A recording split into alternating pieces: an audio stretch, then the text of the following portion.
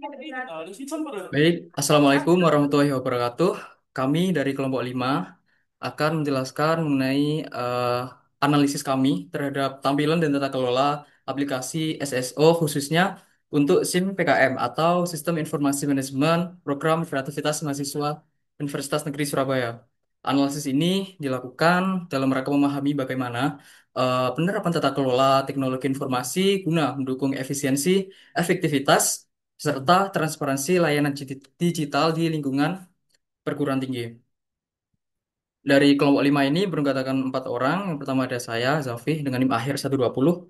Ada Rifa dengan NIM akhir 142. Ada Fatimah dengan NIM akhir 126. Dan ada Nevi dengan NIM akhir 138.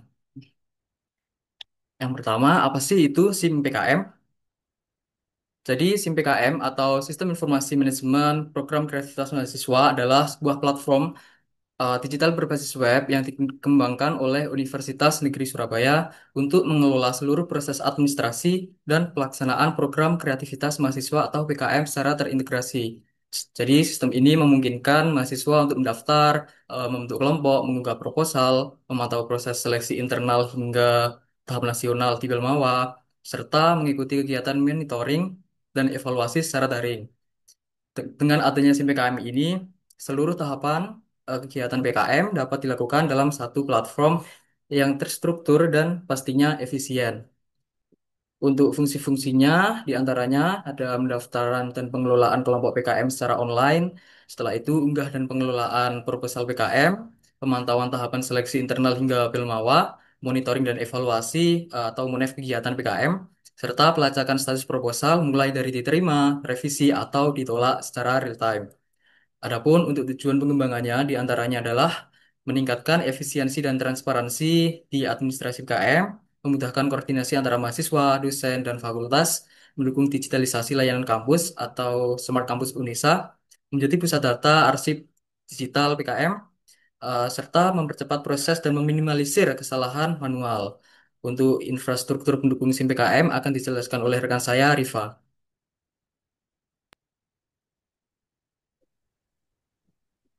Baik, untuk selanjutnya, insya Allah, ada infrastruktur pendukung SIM PKM. Bisa di next.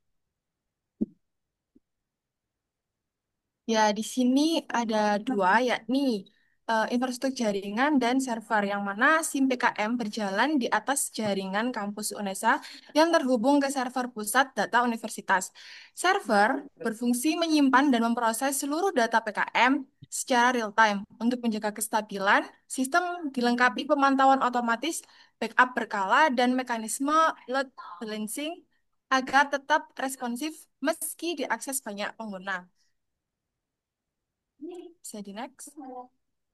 Yang kedua ada infrastruktur keamanan dan autentikasi SSO, yakni aspek keamanan diterapkan melalui mekanisme SSO atau Single Sign-On yang menghubungkan akun pengguna dengan sistem utama UNESA. Autentikasi terpusat ini menjamin keamanan akses dan mempermudah login ke berbagai layanan. Data pengguna dilindungi dengan enskripsi serta pembatasan hak akses sesuai peran. Lalu untuk selanjutnya ada infrastruktur aplikasi atau application layer. Di sini sisi front end menampilkan antarmuka yang sederhana dan mudah dipahami pengguna, sedangkan back end menangani logical system, validasi data, dan komunikasi dengan database. Kombinasi keduanya menciptakan sistem yang stabil, cepat, ramah, dan stabil, cepat, dan ramah pengguna. Untuk selanjutnya ada database dan manajemen data. Yakni database ini berfungsi menyimpan seluruh data mahasiswa, dosen, kelompok, dan proposal PKM. Pengelolaan dilakukan secara terintegrasi dengan Siakat dan SSO UNESA, memastikan data selalu konsisten dan akurat. Proses backup dan pemulihan data dilakukan secara rutin untuk menjaga keamanan informasi. Lalu yang terakhir ada infrastruktur pendukung pengguna, yakni SIM PKM menyediakan sebuah layanan helpdesk, panduan digital, dan dokumentasi online agar pengguna mudah mendapatkan bantuan. Tim PPTI dan admin fakultas bertugas menindaklanjuti laporan gangguan serta memberikan solusi cepat atas permasalahan teknis yang muncul.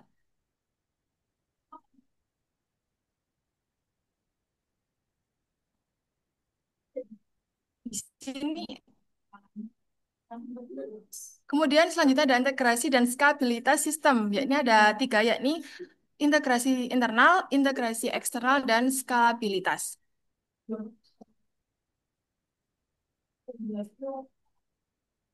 Next. Lalu selanjutnya ada pemeliharaan dan pengembangan, yakni tim PPTI dan admin fakultas melakukan pemeliharaan berkala atau maintenance. Update dilakukan sebelum periode PKM dimulai untuk memperbaiki bug dan menambah fitur baru. Evaluasi tahunan melalui feedback mahasiswa dan dosen menjadi dasar pengembangan versi berikutnya. Untuk selanjutnya akan dilanjutkan rekan saya. Oke, selanjutnya di sini saya akan menerangkan tentang analisis Raci. Next. Nah, dalam tata kelola SIM PKM digunakan pendekatan RACI atau Responsible Accountable Consult Inform untuk menjelaskan peran dan tanggung jawab setiap pihak yang terlibat. Next. Nah, model ini membantu memperjelas siapa yang bertanggung jawab dalam pelaksanaannya, siapa yang mengambil keputusan, serta pihak yang perlu dikonsultasikan dan diinformasikan. Dengan penerapan RACI, koordinasi antar unit kerja menjadi lebih efektif. Potensi tumpang tindih tanggung jawab dapat diminimalisasi dan akuntabilitas setiap proses menjadi lebih terukur. Next. Next, tadi sudah saya jelaskan. Selanjutnya di sini ada wawancara. Kami memiliki beberapa eh, daftar pertanyaan, yakni diantaranya yang pertama mengenai pengalaman umum pengguna, yakni satu, selama mengikuti program kreativitas mahasiswa, seberapa sering Anda mengakses SIM PKM melalui portal SSO UNESA? Dua, apakah tampilan antarmuka atau UI dan navigasi fitur sudah jelas bagi pengguna baru? Lalu yang ketiga, ada fitur mana yang paling sering Anda gunakan? Mungkin misalnya dashboard, biodata, kelompok, proposal, seleksi internal, seleksi Belmawa, dan juga Monef internal. Lanjut. Yang selanjutnya ada mengukur efektivitas. Yang pertama, apakah SIM PKM membantu Anda memahami alur pengajuan proposal PKM dari pembentukan kelompok sampai tahap Pilmawa? Yang kelima, apakah status proposal diterima, direvisi, dan sebagainya selalu diperbarui dengan jelas dan tepat waktu?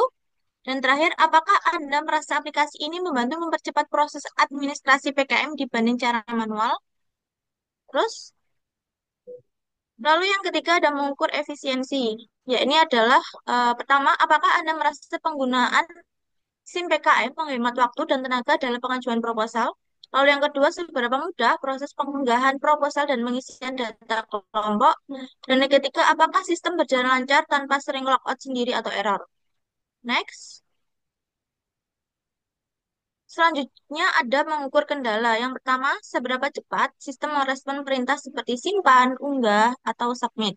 Yang kedua, apakah server aplikasi cenderung stabil, terutama saat mendekati tenggat waktu. Dan yang ketiga, apakah Anda pernah mengalami gangguan sistem? Jika iya, kemana Anda harus melapor? Bisa juga ke UPT, PPTI, admin fakultas, atau ke helpdesk. Next. Yang selanjutnya ada persepsi dan sarang. Nah, yang pertama, secara umum, seberapa puas Anda terhadap SIM PKM UNESA? Yang kedua, apa kekurangan atau kendala yang paling sering Anda temui? Yang ketiga, jika Anda bisa memberi saran, fitur apa yang sebaiknya ditambahkan atau diperbaiki. Next.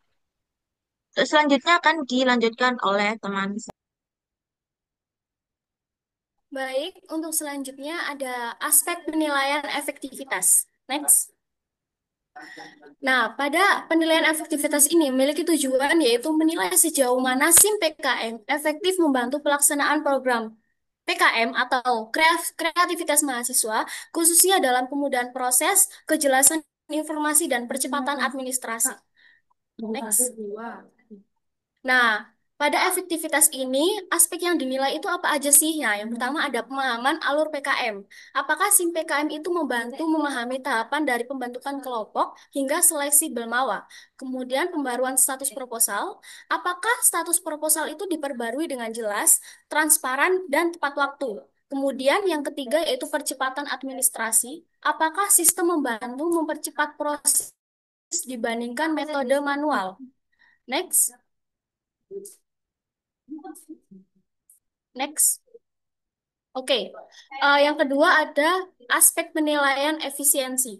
Tujuan dari penilaian ini yaitu menilai sejauh mana SIM PKM membantu meningkatkan efisiensi kerja pengguna, baik dalam penghematan waktu, kemudahan pengguna, maupun stabilitas sistem selama proses PKM berlangsung. Next. Nah, aspek-aspek yang dinilai dalam penilaian efisiensi ini yaitu yang pertama kemudahan proses pengajuan, yang kedua penghematan waktu dan tenaga, kecepatan respons sistem, konsistensi data dan otomatisasi, kemudahan akses multiplatform, dan yang terakhir penghematan sumber daya organisasi. Next. Nah, yang ketiga ini ada aspek penilaian reliability. Nah, tujuan dari aspek ini yaitu menilai sejauh mana SIM PKM mampu beroperasi secara andal, cepat, dan stabil, terutama pada periode aktivitas seperti pengunggahan proposal dan menjelang tenggat waktu. Nah, pada aspek reliability ini, stabilitas ada aspek-aspek tertentu, yaitu stabilitas operasional sistem, kemudian konsistensi fungsi fitur, yang ketiga ketersediaan sistem atau availability, yang keempat recovery dan backup system, dan yang terakhir ketahanan terhadap beban atau load tolerance. Nah, kesimpulan. Dari kesimpulan aspek penilaian efektivitas, efisiensi, dan reliability, yaitu Sistem Informasi Manajemen Program Kreativitas Mahasiswa yaitu SIM PKM, merupakan bentuk penerapan teknologi informasi yang mendukung proses administrasi kegiatan PKM di Universitas Negeri Surabaya. Sistem ini dapat membantu mewujudkan layanan yang lebih terintegrasi, efisien, dan selaras dengan upaya digitalisasi kampus. Selain itu, melalui program SSO atau penerapan Single Sign-On SSO SIM PKM bisa mempermudah akses pengguna dan meningkatkan keamanan data. Selain itu, desain dari sistem ini bisa terhubung dengan Siakat dan portal Belmawa yang menunjukkan adanya integrasi antar sistem informasi yang baik di lingkungan Universitas Negeri Surabaya. Demikian pemaparan yang dapat kami sampaikan mengenai analisis tampilan dan tata kelola aplikasi SSO SIMPKM atau Sistem Informasi Manajemen Program Kreativitas Mahasiswa Universitas Negeri Surabaya. Melalui analisis ini, kami berharap dapat memberikan gambaran umum mengenai bagaimana penerapan sistem informasi dapat mendukung proses administrasi dan tata kelola teknologi di lingkungan perguruan tinggi. Kami mengucapkan terima kasih atas perhatian dan kesempatannya yang diberikan. Apabila terdapat kekurangan dalam pemaparan, kami mohon maaf yang sebesar-besarnya. Kami dari kelompok 5 mengucapkan terima kasih. Wassalamualaikum warahmatullahi wabarakatuh.